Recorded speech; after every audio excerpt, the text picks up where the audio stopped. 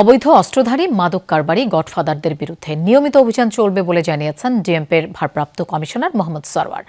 সকালে DMP media সেন্টারে ব্রিফিংয়ে তিনি বলেন, অপরাধ চক্রের মূলোৎপাটন করে নাগরিকদের স্বস্তি দেয়াই ডিএমপির লক্ষ্য। তিনি আরও জানান, রাজধানীর কয়েক জায়গায় পুলিশ ক্যাম্প স্থাপনের পরিকল্পনা হাতে নেওয়া হয়েছে, চাঁদাবাজি বন্ধে নজরদারি বাড়ানো হয়েছে বলে জানান তিনি। বলেন, চাঁদাবাজের কোনো পরিচয় নেই, যারা তাদের ছাড়িয়ে নিতে তদবির করবে তাদেরকে চাঁদাবাজের পৃষ্ঠপোষক বলে ধরে নেওয়া হবে। শীর্ষ সন্ত্রাসী নেই উল্লেখ করে ডিএমপির ভারপ্রাপ্ত কমিশনার বলেন, যারা অপরাধের সাথে জড়িত তাদের বিরুদ্ধে ব্যবস্থা নেওয়া হবে।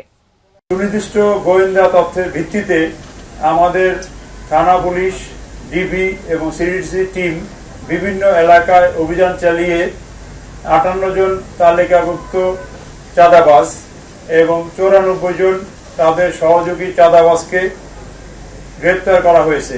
একই সঙ্গে অবৈধ অস্ত্রধারী সন্ত্রাসীদের বিরুদ্ধে জিরো টলারেন্স নীতিতে আমাদের অভিযান অব্যাহত আছে।